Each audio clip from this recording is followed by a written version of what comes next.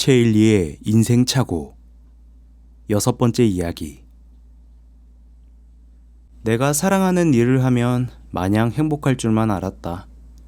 그런데 어른이 된다는 것, 자신의 삶에 책임을 진다는 것, 적어도 자기 스스로는 먹여 살릴 정도의 능력을 갖는 것, 이 요건들을 충족하면서 내가 사랑하는 분야의 일을 한다는 것은 매우 복잡하고 힘든 현실이다.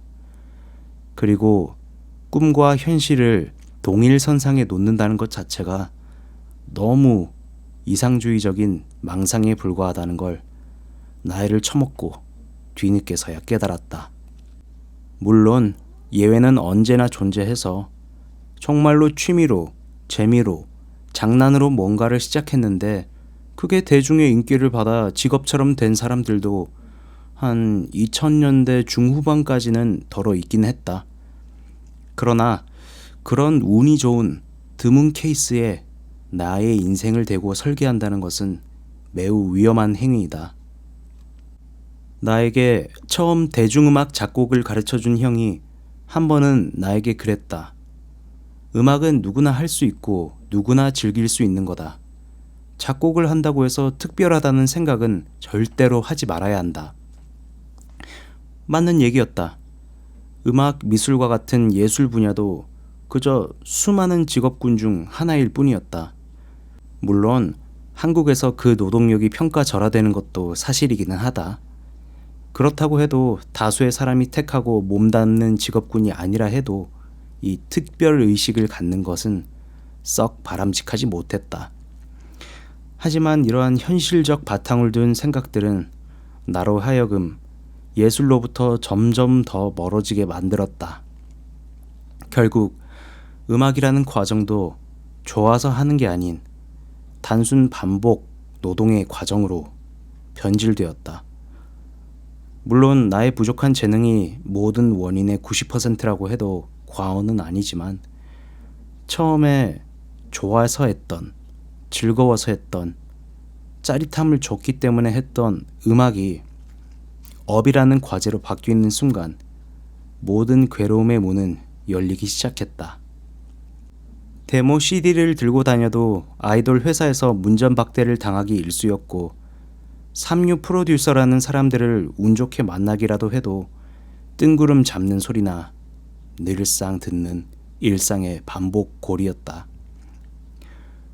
협업을 했던 그 작곡가 형과도 관계가 그런 성과가 없는 현실 속에서 자꾸만 어그러져 갔다.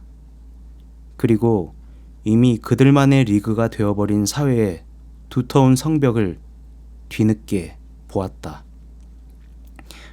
애초에 나 같은 사람은 쳐다도 보지 않는구나. 물론 지금 생각했을 때 내가 끝까지 물고 늘어졌더라면 삼류 작곡가의 시중이나 드는 일명 따까리 정도는 했을지도 모르겠다. 그러나 나는 매우 비겁했고 현실과 타협하던 시점에 대학을 졸업하며 대기업으로 취직을 했다. 그것도 그냥 매우 운 좋은 케이스로 계약직으로 어떻게 들어가서 대학 후배들한테는 차마 권유하기조차 민망했다. 그렇게 세월은 계속 흘렀고 나는 또 운 좋게 다른 좋은 대기업으로 재취업도 했고 현실적으로 봤을 때는 아주 좋은 삶을 살아가고 있었다. 썩어 문드러지는 건 그저 내 스스로의 내면일 뿐이었다. 뭔가 나는 이러한 위대한 위상을 갖고 있지만 그것은 조금 접고 현실을 더 잘 파악해서 대단한 곳에 취업도 했다. 막 이런 식의 유치한 자랑이 아니라 정말 나 자신은 매번 비굴하고 힘들게 살았고 가지고 있는 잔재주를 피우다 보니 우연히 간 곳이 그냥 큰 회사였을 뿐 내가 대단해서 그런 조직에 들어갔던 게 정말 전혀 아니었다. 그냥 다 우연이었을 뿐이다. 그리고 내가 원하던 방향의 직업을 찾아가기 시작한 것도 더 이상 이런 구역질나는 조직 생활을 버틸 재간이 없었던 이유였기도 하다. 능력도 없는데 잉여로 회사에 앉아있는 것만큼 괴로운 일도 없다. 네가 어떤 재능을 갖고 있고 무슨 배경이 있으며 무엇을 할 수 있다는 건 그리 크게 중요치 않다. 왜냐하면 이미 너를 대체할 인력이 충분하기 때문이다. 매일 그 생각과 진절이 나게 싸우다 보면 정말 내가 이 조직에 필요한 사람이 아니라는 결론에 다다랐고, 동시에 내가 원하는 일을 하고 있지 않다는 것 또한 더욱 선명하게 색이 살아났었다. 물론 내가 최종적으로 다녔던 회사에서의 생활을 통해서 결과적으로 내가 꿈꾸고 그나마 재능이 조금이라도 있는 분야인 연기를 찾은 사실은 부인할 수 없다. 사람이 겪는 일은 다 이유가 있어서라는 생각도 들었고, 그나마 내가 낭비한 세월에 대한 위안이 되기도 했다. 30대가 되어서 시작한 연기. 나의 초조함은 절정에 다다랐다. 음악이나 언어와 같은 분야에 비해 어릴 때의 훈련이 차지하는 비중이 그나마 덜하다는 점은 불행 중 다행이었으나, 이 연예의 업이라는 종목 자체에 뛰어든다는 게, 그것도 늦은 나이에 시작한다는 게 매우 불안한 요소였다. 특히나 목소리 연기를 하는 성우라는 직업과 달리 카메라 연기를 하는 배우라는 직업은 정말 정글 그 자체였다. 이미 그 직업군 또한 다 틀에 짜져 있었고 내정자들도 있었고 그랬다. 그렇지만 나를 포함한 그 수많은 오디션 지원자들은 그 0.0001% 정도 되는 가능성에 희망을 걸고 스스로를 고문하고 있었다. 또 한 1년을 여기저기 스승님들을 찾아다니며 돌아다니다가 이러면 또 결국 죽도 밥도 안 된다가 싶어 벼랑 끝에 선 마음으로 다시 목소리 연기에만 전념하기로 결심하고 다시 죽으라고 그 분야를 파기 시작했다. 물론 욕심이 너무 앞서기는 했다. 이게 정치인들처럼 단기간에 무슨 임기가 있는 것도 아닌데 단기간에 뭔가 성과를 내려고 하다 보니 아직 내 몸 상태가 준비가 되지도 않았는데 무리하게 일쑤였다. 꼭 뭐라고 할지, 몸에 이제 중량을 줄 준비가 안 되어 있는데 무리하게 웨이트 트레이닝을 하는 그런 초보자처럼. 그리고 나의 열등감과 불안감이 내 몸을 200%까지 태워 굉장히 빠른 성장을 이루는 데 도움은 주었으나 그 후유증도 너무나 컸다. 그래도 나는 글 읽는 게 좋다. 연기하는 게 좋다. 그냥 본능처럼 좋다. 새 대본이나 글을 보면 늘 설레고 행복하다. 지금 돌이켜보면 이러한 현상은 내가 어릴 때 타국으로 유학을 가면서 언어를 빨리 습득하기 위해 서적을 많이 음독했던 습관에서 비롯된 것 같기도 하다. 그래서 소리를 내어 뭔가를 읽는다는 것 자체에 대한 거부감도 덜했고, 과거에 작곡을 하면서 수도 없이 했던 녹음 작업 또한 이미 익숙하기 때문에 다른 성우 지망생 친구들보다 수월하게 할 수 있었다. 그리고 구사할 수 있는 2개 국어 덕분에 실제로 성우 일로 돈도 조금씩 벌기 시작했다. 그때는 정말로 기뻤다. 가족들에게 처음으로 내가 성우로서 번 수익을 용돈으로 선물해 드리기도 했고, 또 부모님께는 이 아들내미가 연예인 하겠다고 큰 회사 때려치우고 나온 것에 대해 좀 안심시켜 드리기 위한 효도 아닌 효도를 하기도 했다. 그러나 역시 사람 사는 사회는 비슷했다. 내가 사랑하는 일을 하면 마냥 행복할 줄만 알았는데 사람과의 갈등은 필연적으로 존재했다. 문제도 얼추 대충 다 비슷했다. 돈 문제, 기대치의 문제, 시간의 문제, 태도의 문제.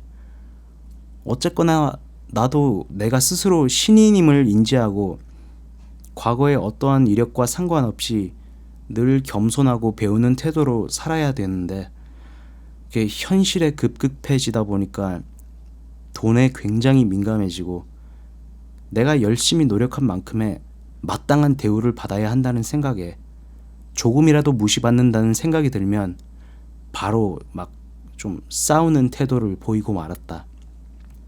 사실 이 분야도 일반 회사랑 비슷했다. 나를 대체할 인력은 무수히 많았다. 그나마 나의 특징을 보고 의뢰를 주는 사람들이 있는데 그런 사람들과도 또 마찰을 겪게 되니 여간 곤란한 게 아니었다. 좋아하는 일을 업으로 하면 행복할 줄 알았는데 그리고 그것을 취미 내지 지망생 수준 정도가 아니라 정말 비즈니스로 이루게 되면 행복할 줄 알았는데 나의 큰 착각이었다. 물론 진짜로 행복했고 지금도 행복하다. 그것을 부인할 이유는 전혀 없다. 그러나 내가 계산에 넣지 못한 한 가지는 행복하기만 한 건 절대 아니라는 현실이었다. 어느 분야와 마찬가지로 여기도 똑같았다. 내가 모든 상황에 만족할 수 없고 모든 클라이언트들에게서 좋은 소리를 들을 수 없고 또 클라이언트들 또한 100% 원하는 결과물을 나에게서 얻을 수 없었다. 그리고 나 또한 대우받고 대접받으려고 했던 과오를 범했다. 나는 이 바닥에서 신인이고 그 누구도 나를 알지 못하며 이렇다 할 큰 업적을 쌓은 것도 아니었다. 그저 열심히 하고 적당히 잘한다는 건 결코 큰 메리트가 아니었다. 누구나 잘하고 누구나 열심히 한다. 물론 간혹가다 진짜 천재적인 친구들도 있지만 그런 친구들은 논외로 일반적으로 보면 다 똑같았다. 정말 들이는 노력에 비례해서 실력이 상승했고 연기 수준도 다 고만고만했다. 그런데 이런 일반적으로 잘하는 수준의 내가 유명하지도 않고 영향력이 있는 사람도 아니고 경력이 오래된 것도 아니고 그렇다고 자본이 많아서 갑질할 수 있는 사람도 아닌데 물론 갑질을 하면 안 되겠지만 벌써부터 누군가에게서 인정받으려는 태도 자체가 매우 겸손하지 못한 마음가짐이었다. 그리고 나도 모르는 사이에 또 연기를 한다는 특별 의식에 젖어 있었다. 작곡을 처음 접했을 때와 같은 매우 유치한 태도로 나는 그저 수많은 직업 중에 하나를 하는 노동자에 불과하다. 물론 예술이라는 분야가 지니는 가치는 대단하지만 그렇다고 해서 그것이 농사를 짓는 농부와 비교했을 때 더 가치가 있다거나 덜 가치가 있다고 평가될 수는 없다. 그저 선호도와 재능에 따라 내가 선택한 한 가지의 길에 불과한 것이다. 그래서 빨리 이 유아기적 망상을 떨쳐내야 더 크게 성장할 수 있고 같이 일하는 사람들과도 원만한 관계를 유지할 수 있다. 오늘도 나의 완벽주의적 강박 때문에 같이 일하는 사람과 마찰이 있었고 나는 말을 심하게 내뱉었다. 그러지 말았어야 했다.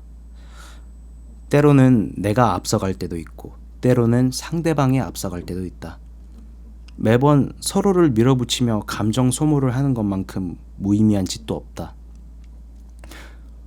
어른이 아이와 유일하게 다른 점은 타협을 할 줄 아는 것이라 했다. 근데 아직 나는 타협에 조금 약한 것 같기도 하다. 논리적 소통을 항상 우선시했지만 내 스스로의 본인 감정도 제대로 못 다루는 어린아이와 같았다. 물론 나의 솔직함이 때로는 무기가 되어 연기와 같은 분야에 실제로 도움이 되기도 하지만 비즈니스적으로 봤을 때 이런 원활한 인간관계에서는 잘 모르겠다. 때로는 적당히도 필요하다는 것을 새삼 많이 느낀다. 그리고 꿈이니 현실이니 하는 그런 망상 자체도 이제는 좀 자제를 해야 할 것 같다. 우리가 사는 삶이 곧 현실이고 동시에 꿈이기도 하다. 매일 자신이 노력하는 방향으로 나아가고 그것이 상황에 맞아 떨어지면 잘 되기도 하고 잘 못 되기도 한다. 그러니 너무 과하게 꿈, 열정, 기대, 희망, 이상 등을 막 떠들지도 말고 또 너무 현실, 돈, 생활과 같은 이런 무의미한 반복적인 생활에 젖어 있지도 말아야 한다. 적정한 선을, 중간 지점을 못 지키는 순간 더 이상 사는 건 사는 게 아니게 된다. 그리고 내가 가장 많이 죽음을 생각했던 순간들이 바로 그 어느 한쪽에 매번 치우쳤던 때였다.